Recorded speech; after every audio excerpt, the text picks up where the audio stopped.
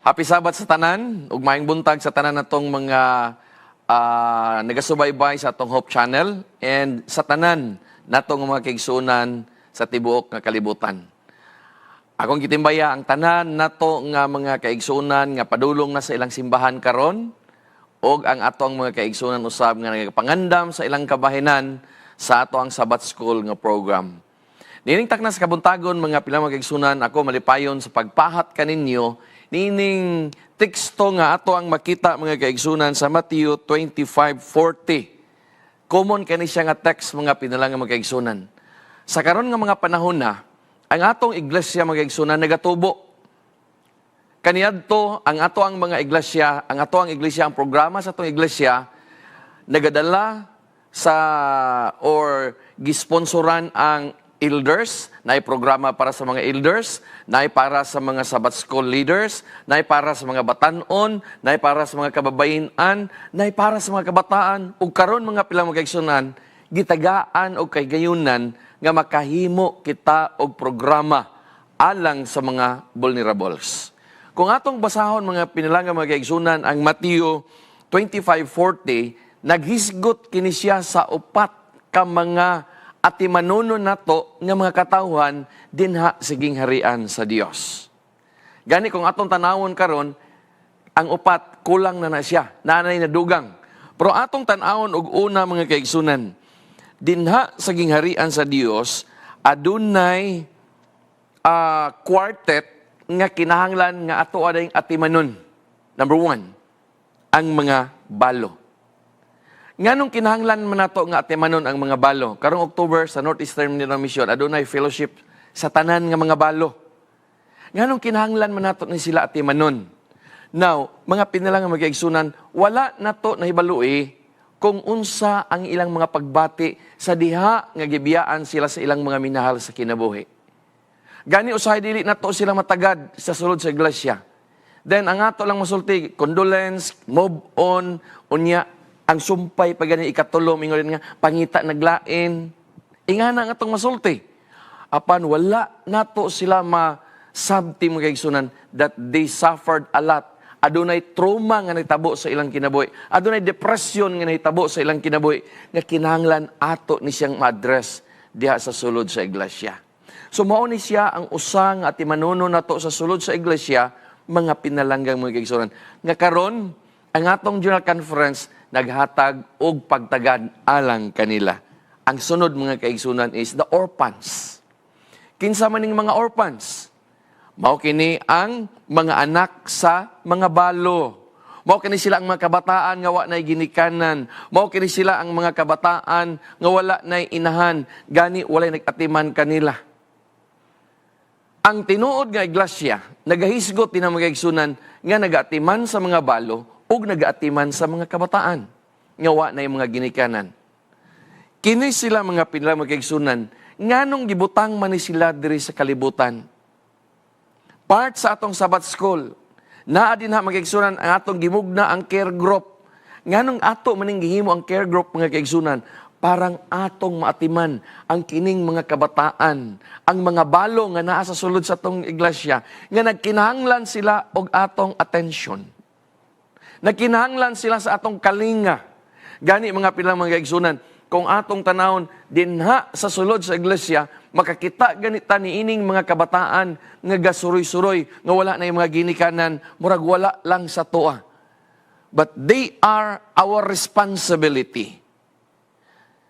Nalipay kong namugna ang EPM, the Adventist Possibility Ministries.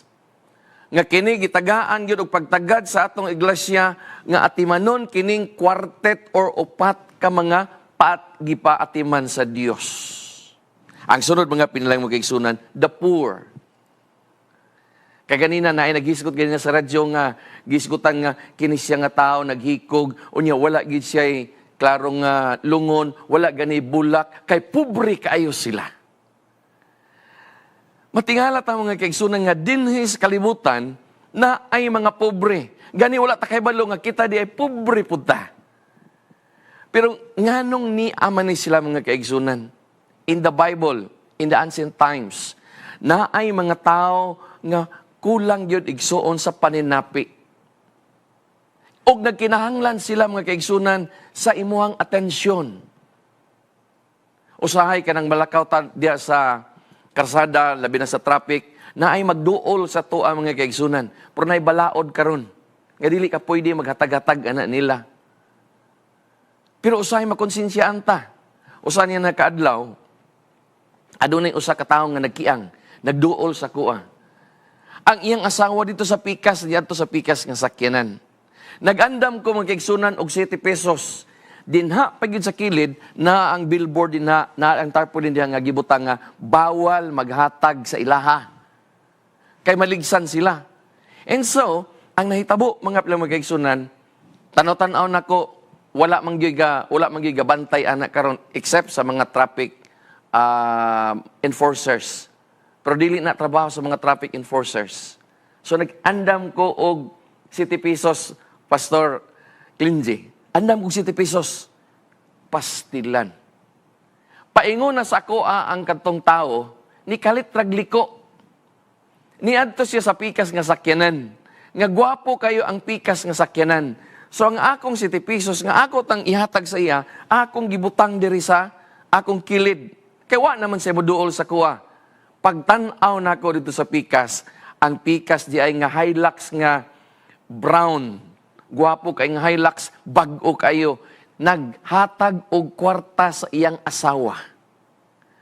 Ang kwarta nga para sa bangko nga gisulod na sa silupin, nga tagjis mga kaigsunan, nga naa sa sulod sa silupin nga gibutangan na daan og pilay amount, maoy gitunol mga kaigsunan sa tao dinha sa sulod sa maong bag-o nga sakyanan.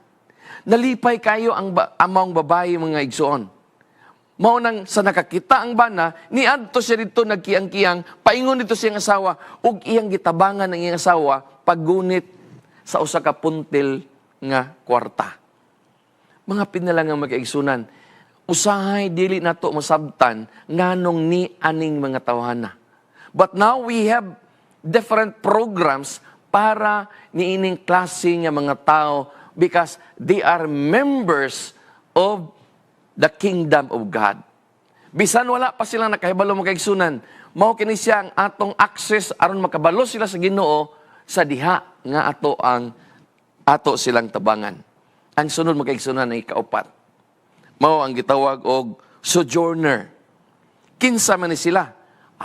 Kanang mga foreigner or maybe kana silang mga immigrants nga wala pa gyud maplastar ang ilang kinabuhi.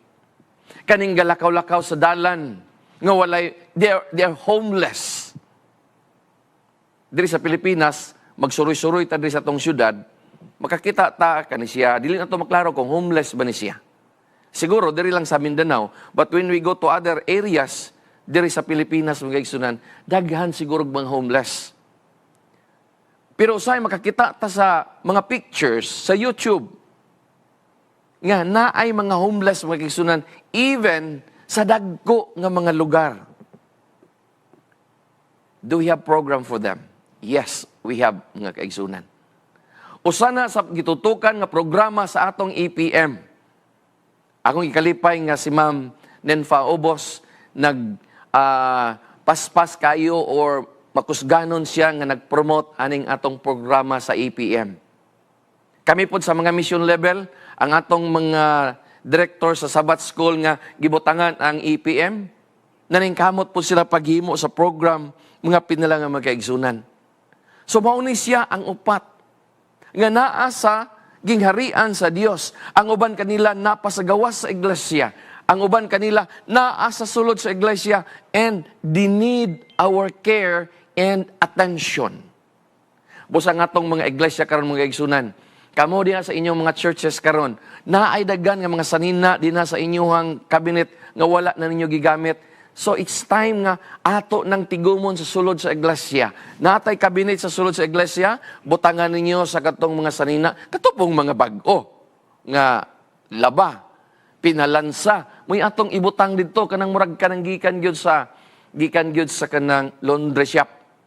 Dili kay katon atong gikuan, gisulob na, nya hugaw na kayo, nya paghuman na mga gisi-gisi. No. Because this is for the special people nga mga anak sa Dios. Abi nyo karon mga kaigsunan, dili lang kay upat na nadugang mga kaigsunan. Kinsa man ni sila. Kaning atong mga kaigsunan nga mga LGBTQ. Who else?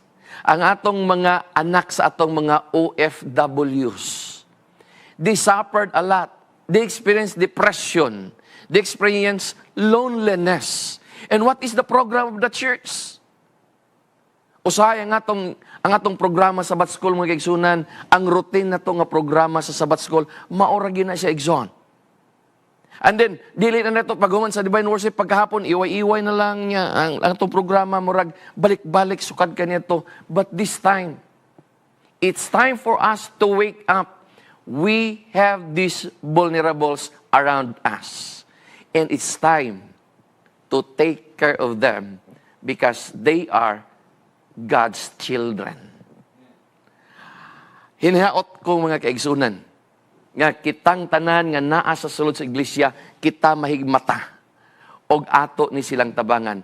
Not enough nga taman lang ta sa gathering, nga makatabang ta dayon pagkahuman. No, it's not enough.